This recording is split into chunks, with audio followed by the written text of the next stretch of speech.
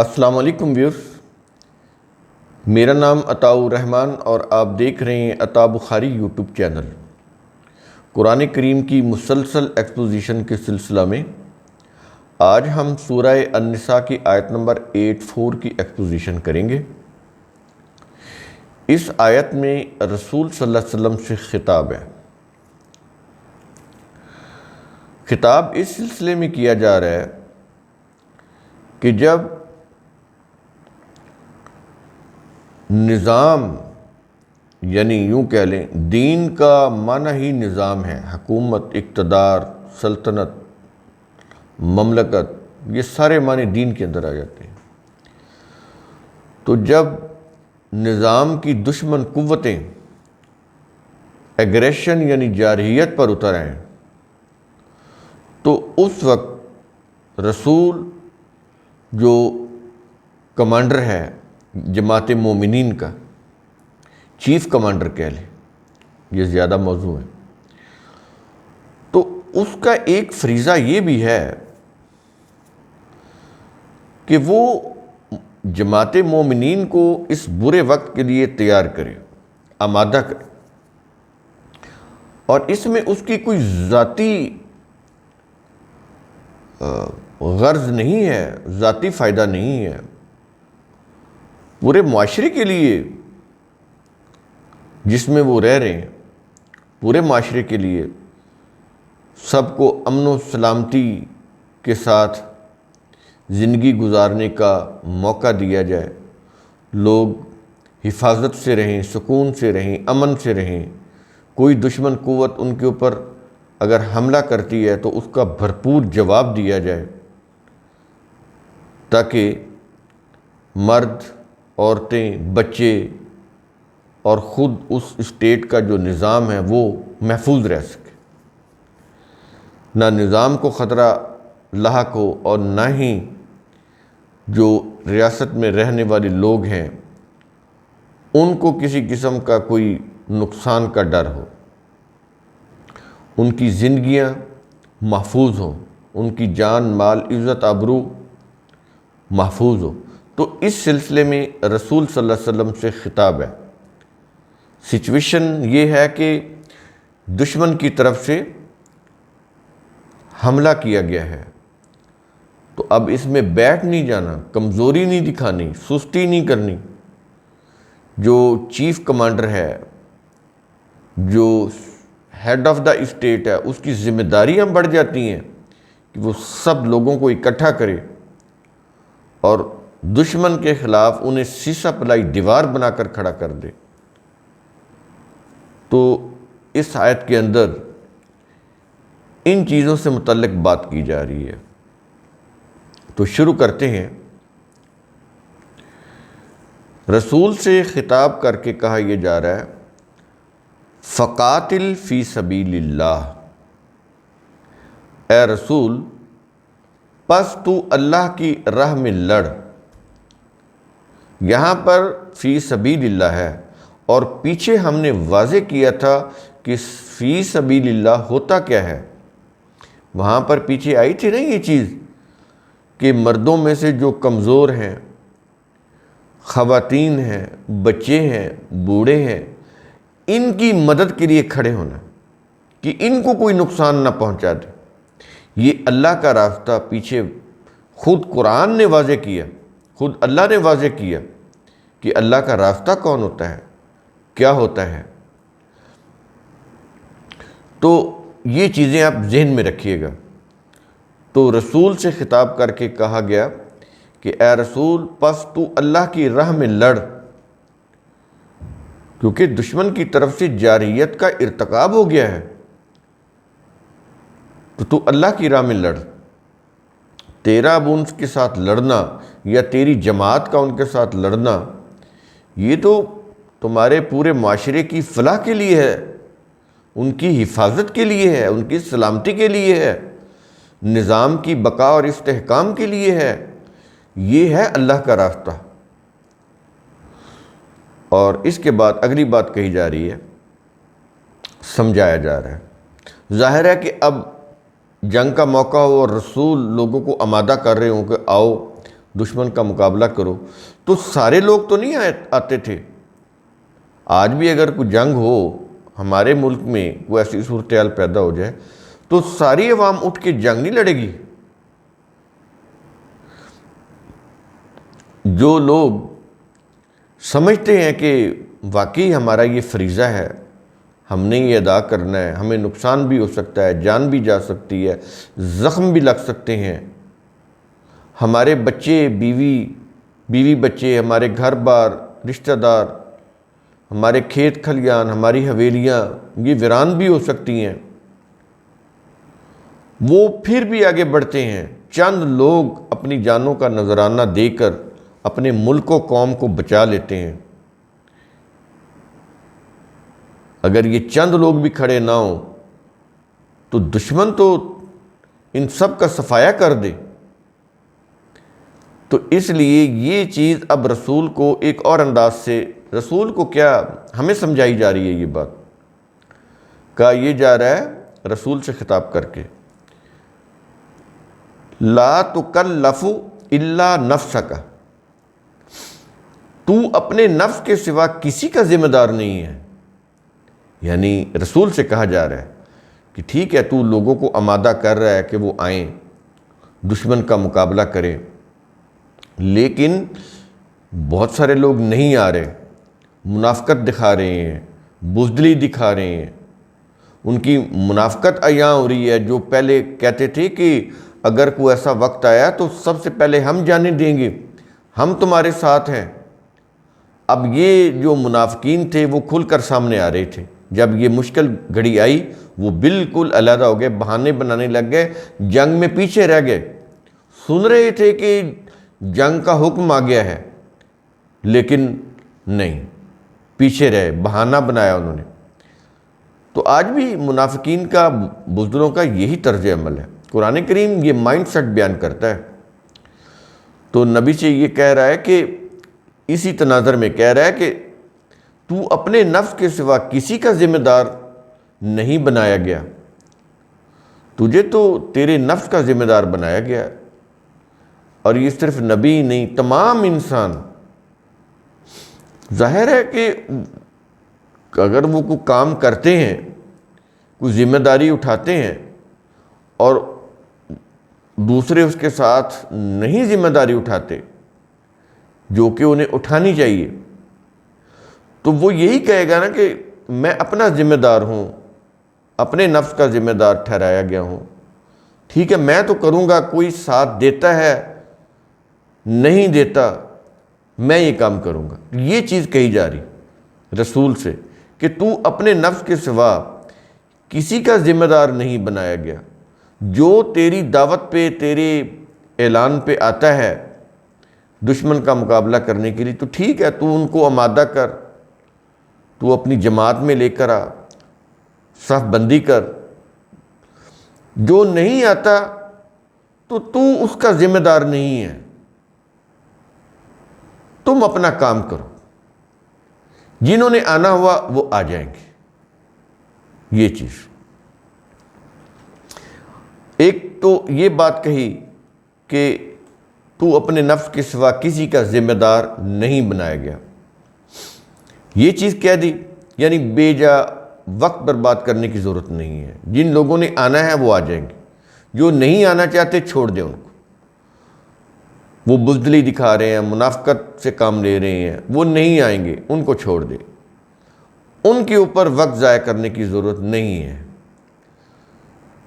تو پھر وقت کہاں پر صرف کرنا ہے آگے بتا رہا ہے، کہہ رہا ہے وَحَرِّزِ الْمُؤْمِنِينَ، اور تو مومنین کو ترغیب دلا۔ جنہوں نے آنا تھا وہ آ گئے، اب یہ جو لوگ آئے ہیں ان کو تو ترغیب دلا، ان کو ذہنی طور پر تیار کر کہ انہوں نے لڑنا ہے، ان کی ہمت بڑھا، ان کا حوصلہ بڑھا، ان کو سیسا پلائی دیوار بنا کر دشمن سے لڑا تاکہ تمہیں کامیابی ملے۔ تو یہاں پر رسول کو یہ بات کہی جا رہی ہے کہ تو مومنین کو ترغیب دلا، یہ چیزیں جب تم کرو گے، رسول سے کہا جا رہا ہے کہ جب تو کرے گا تو اس کا پھر نتیجہ کیا ہوگا؟ جو نہیں آتے اس کو چھوڑ دے، اس کے اوپر ان لوگوں کے اوپر ٹائم ضائع نہیں کرنا، ان منافقین کو، بزدلوں کو چھوڑ دے۔ جو آ گئے ہیں انہیں ترغیب دلا، انہیں تیار کر، آمادہ کر، کیونکہ اس میں جان بھی جا سکتی ہے، اس میں زخمی بھی ہو سکتے ہیں، پیچھے ان کے بیویاں ہیں وہ بیوہ ہو سکتی ہیں، بچے یتیم ہو سکتے ہیں، تو ان کا کاروبار اس کو نقصان پہنچ سکتا ہے، کھیت کھلیان ویران ہو سکتے ہیں، یہ ساری چیزیں ہیں نا۔ تو اس لیے کہتا ہے ان کو ترغیب دلا کہ یہ دنیا جو ہے اس میں تم نے اپنا، ٹھیک ہے اپنا فائدہ عزیز ہونا چاہیے، لیکن یہ قومی سلامتی کا معاملہ ہے، تو اس میں تو لوگوں کو آنا ہے اپنی جانوں کا نذرانہ پیش کرنے کے جذبہ سے، تاکہ جو قوم ہے وہ اس خطرے سے بچ سکے، اس تباہی سے بچ سکے جو دشمن کی جارحیت کے نتیجے میں واقع ہو سکتی ہے۔ تو جب اس طرح سے تو ان کو ترغیب دلائے گا، ان کا مائنڈ سیٹ تیار کرے گا، ان کو سمجھ آ جائے گی کہ واقعی ہمیں سیسا پلائی دیوار بن کر کھڑا ہونا ہے تاکہ ہمارا نظام بچ جائے، ہمارا ملک و قوم بچ جائے، تو پھر اس کا نتیجہ کیا ہے آگے بتا رہا ہے۔ کیا یہ رہا کہ اللہ قریب ہے کہ اللہ، یہ اسا کا مطلب ہوتا ہے قریب، اللہ قریب ہے کہ اللہ۔ اب یہ جو اللہ ہے کیا کرے گا، یعنی اللہ کا قانون مکافات کیا کرے گا، آگے بتا رہا ہے۔ این یکف باس الذین کفروا، یہ کہ ان لوگوں کی لڑائی روک دے جنہوں نے کفر کیا۔ ظاہر ہے جب یہ رسول ان کو ترغیب دے کر سیسا پلائی دیوار بن کر ان کو سامنے لے کر آئے گا، بہترین جنگی حکمت عملی، وار اسٹریٹجی، اس کو اڈاپٹ کرتے ہوئے جب دشمن سے لڑائے گا تو قریب ہے کہ اللہ کا قانون مکافات ان لوگوں کی لڑائی روک دے جنہوں نے کفر کیا، یعنی جنہوں نے حق بات سے انکار کیا اور وہ جنگ کرنے آ گئے تمہارے ساتھ۔ لیکن اس طرح سے جب تم ان کو سیسا پلائی دیوار بنا کر لاؤ گے ان کے سامنے، یہ جم کر کھڑے ہوں گے استقامت کے ساتھ، ان کا مقابلہ کریں گے، تو دشمن کی لڑائی کو روک دیں گے، رک جائے گی دشمن کی لڑائی، ان کے جذبے کے سامنے ان کی ہمت جواب دے جائے گی، یہ ہے۔ اور آگے یہ کچھ کہنے کے بعد، لیکن یہ آگے بڑھنے سے پہلے ایک اور چیز سمجھ لیں، پیچھے کتنی سٹرگل ہو رہی ہے، تب جا کر یہ مقام آنے کی بات کر رہا ہے کہ جن لوگوں نے کفر کیا ان کو اللہ روک دے گا لڑائی سے، یعنی اللہ کا قانون روک دے گا۔ اور اللہ کا قانون کیا ہے کہ تم اپنی تیاری کرو، دشمن کے مقابلے میں تیاری کر کر اس کے سامنے آؤ، تیاری کر کے صف بندی کرو اور پورے جذبہ کے ساتھ، پورے یقین کے ساتھ تم ان کا مقابلہ کرو۔ تو اس کے لیے تو تیاری ہے، اگر وہ نہیں ہوگی تو دشمن کا مقابلہ ہی نہیں کر سکتے۔ تو اس کے لیے تیاری ہے، ڈسپلن ہے، اس کے اندر اطاعت ہے، سب چیزیں آ جاتی ہیں اس کے اندر۔ تو پھر کہیں جا کر وہ مقام آتا ہے کہ انسان کامیاب ہو جائے دشمن کے مقابلے میں۔ یہ کچھ کہنے کے بعد آگے کہہ رہا ہے واللہ اشد باسن، اور اللہ لڑائی میں بہت سخت ہے۔ یہ اللہ لڑائی میں بہت سخت ہے، اللہ لڑائی کرتا ہے۔ اگر یہ لفظی ترجمہ ہی ہے نا جو میں نے کیا ہے کیونکہ ہماری جتنی بھی ایکسپوزیشن ہے قرآن کی وہ ساری ہم نے ورڈ ٹو ورڈ کی ہے، تاکہ یہ اعتراض نہ رہے کہ اپنی طرف سے انہوں نے یہ ٹرانسلیشن کی ہے۔ تو لیکن ہم ساتھ ساتھ کلیئر کرتے چلے جاتے ہیں کہ سارے کا سارا قرآن لفظی معنی سے سمجھ نہیں آتا، اور سارا کا سارا قرآن محاورہ کی زبان سے سمجھ نہیں آتا۔ جہاں پر قرآن میں محاورہ ہے وہاں پر محاورے کی روح سے سمجھا جائے گا، جہاں پر لغت کی روح سے ہے وہاں پر لغت کی روح سے سمجھا جائے گا۔ جیسے کہ عام زبانیں، عام کتابیں، بالکل یہی چیز اس قرآن کے اندر بھی ہے، کیونکہ یہ تو زبان کا معاملہ ہے نا۔ اللہ لڑائی میں بہت سخت ہے۔ کیا مطلب؟ کہ اللہ کا جو قانون ہے وہ اس کی بات ہو رہی ہے کہ جب دشمن اس طرح سے جارحیت کا ارتکاب کرتا ہے تو اللہ کا قانون بھی پھر ان کو سختی کے ساتھ نمٹتا ہے، ود آئرن ہینڈ اللہ کا قانون ان کو نمٹتا ہے۔